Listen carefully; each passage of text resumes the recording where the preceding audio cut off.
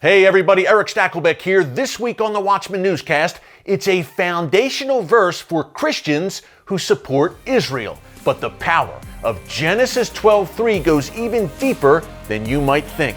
Get the inside story this week, only right here on the Watchman Newscast.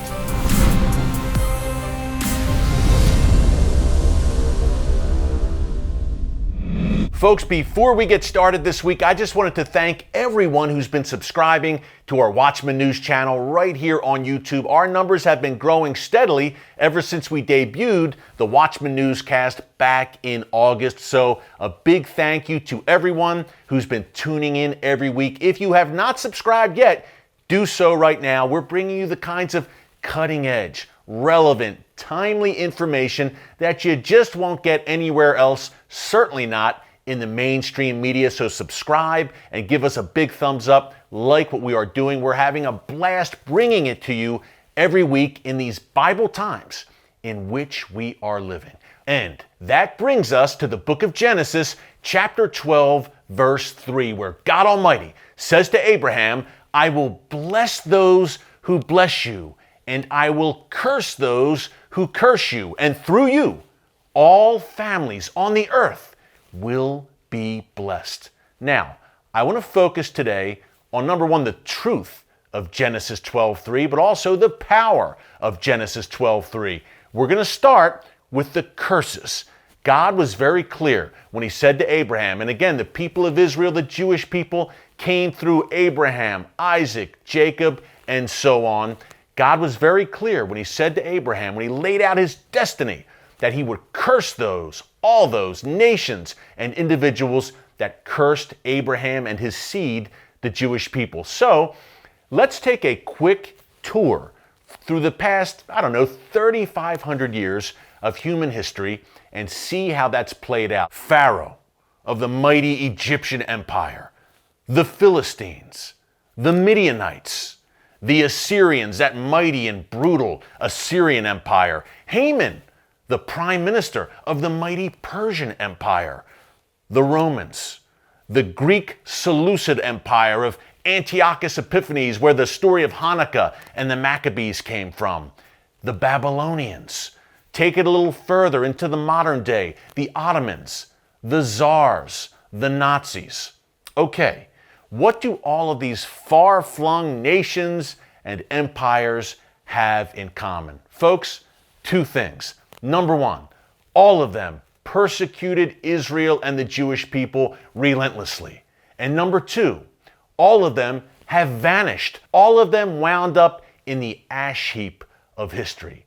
But here's a few that you might not have thought about. Okay, number one, the Visigoth Empire in Spain during the 6th, 7th, and 8th century. Now, the Visigoths were viciously anti-Semitic. Not only their kings, but their clergy persecuted the Jewish people on a regular and a very nasty basis. That is, until the year 711 AD, when the Muslim armies that had conquered the Middle East and North Africa swept into Spain and conquered the Visigoths. Really at the height of their persecution of the Jewish people in the early 8th century, not long after the Visigoth kingdom, which had stood for hundreds of years, fell at the hands of the invading Islamic armies. So we had the Visigoths, another example of the curse on those who curse the Jewish people.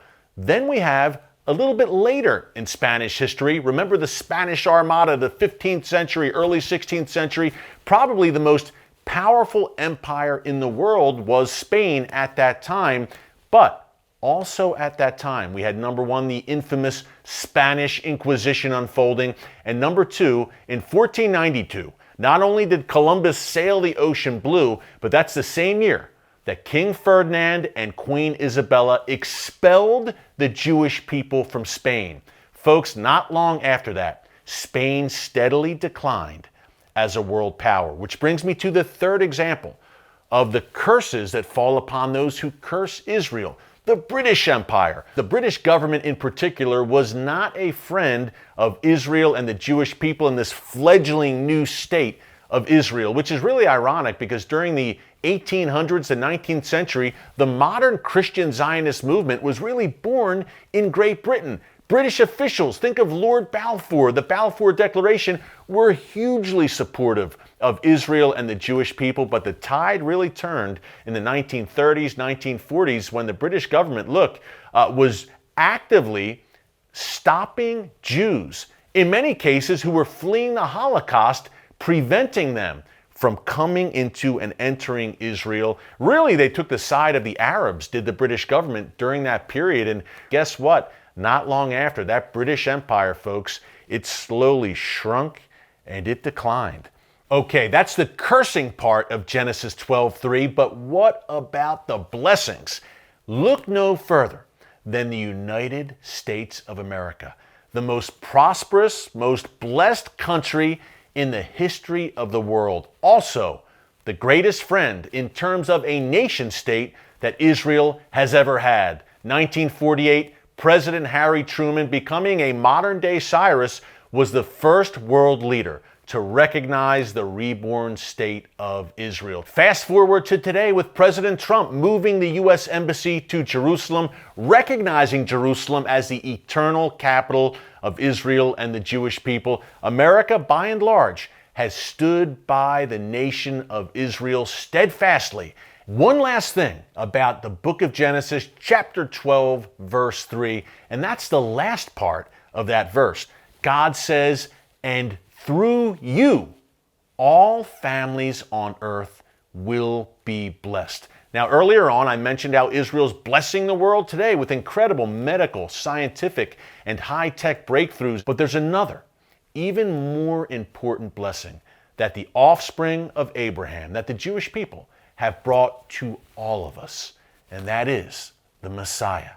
His name is Jesus, a descendant of David, and the Son of God came to us through the Jewish people. That's the ultimate blessing. Talk about all families on earth being blessed through the seed of Abraham. I can think of no greater example than Jesus. I look at our organization, Christians United for Israel. Look, we began in February 2006, just a vision of Pastor John Hagee, and look how God has expanded us.